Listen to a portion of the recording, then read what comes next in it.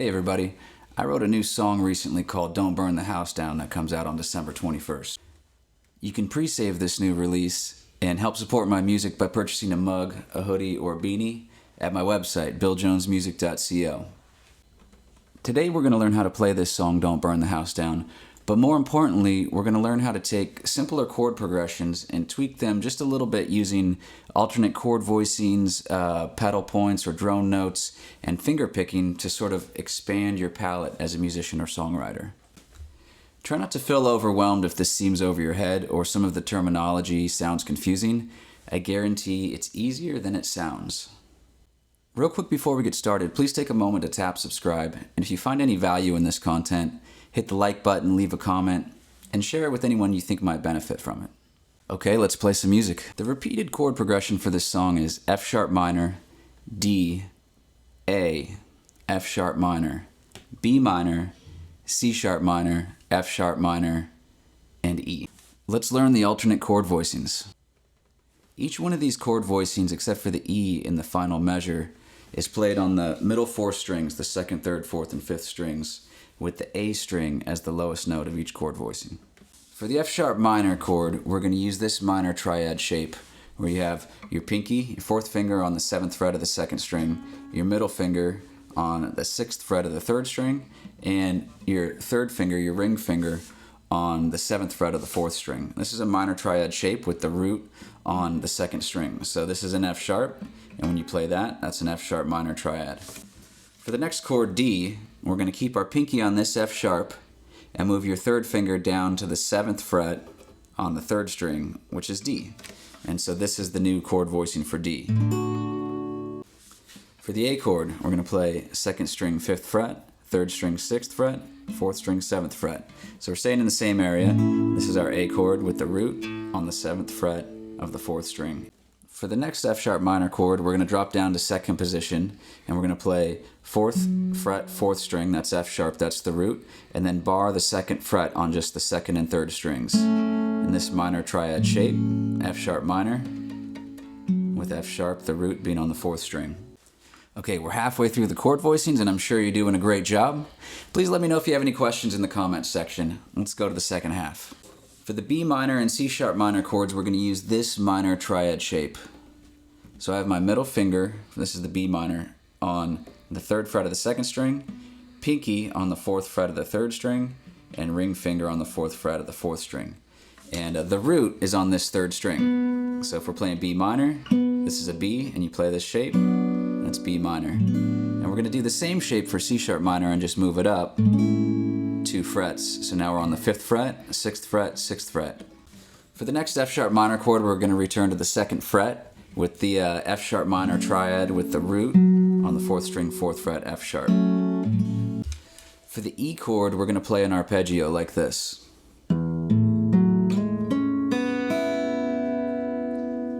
So it sounds fancy and colorful, but there's not a whole lot going on. So you're going to pluck the top 2 strings open, E, and then A.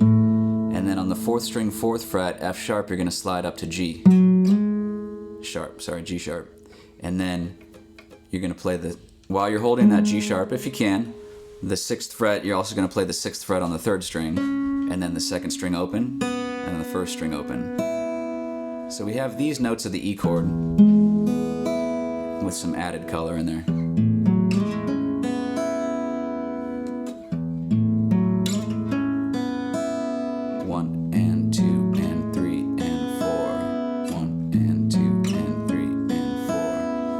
Let's strum each chord once and play the arpeggio.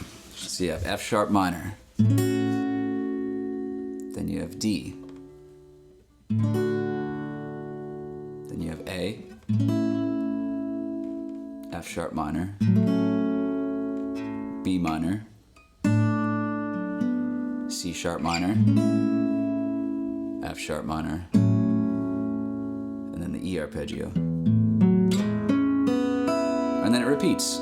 So now we have all the sounds and how to kind of create those sounds.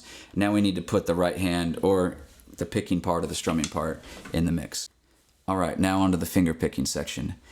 Each chord except the final E arpeggio starts with a rolled or blocked chord, followed by a single note pluck, then a mute, and then finally another blocked chord. Here's what it sounds like. So you have your rolled chord or blocked chord, which is rolled, or blocked, which is all together. So you have that, followed by a single note pluck, and I'm doing this with my right hand.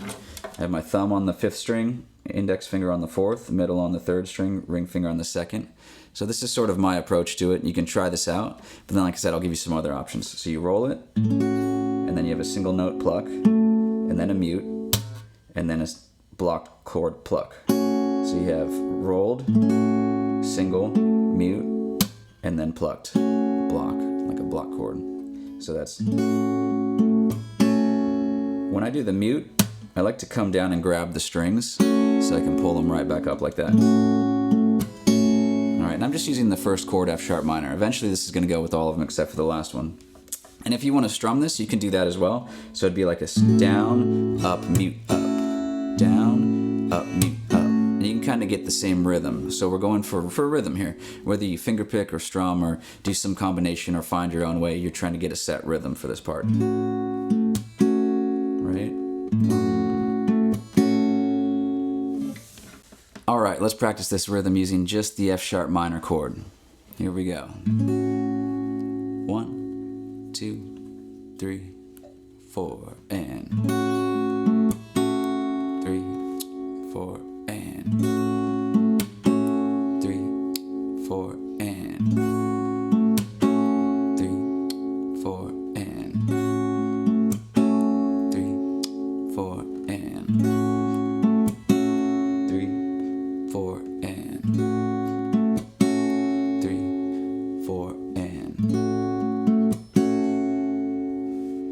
All right, nice work. If you need to slow it down, make use of the YouTube playback speed feature, and you go to the settings, change this playback speed to probably 75% of normal. 50% might be way too slow. With 75%, slow it down and really just get that coordination down. So maybe you have the chords and then you just need to get the coordination in the plucking or strumming, and it's just dum da da dum dum da da dum, kind of like that. All right, now let's practice that final E arpeggio. All right, so again, you got E, A, F sharp sliding to G sharp, C sharp, B, E. So that's open, open, 4 sliding to 6, then 6, and then open, open. All right, so here we go. 3, 4, and 3, 4, and 3, 4, and 4, and 3, 4, and. All right, so those are all the parts. Let's put that whole thing together and we'll play it 4 times through. Here we go. 1, 2, 3, 4, and.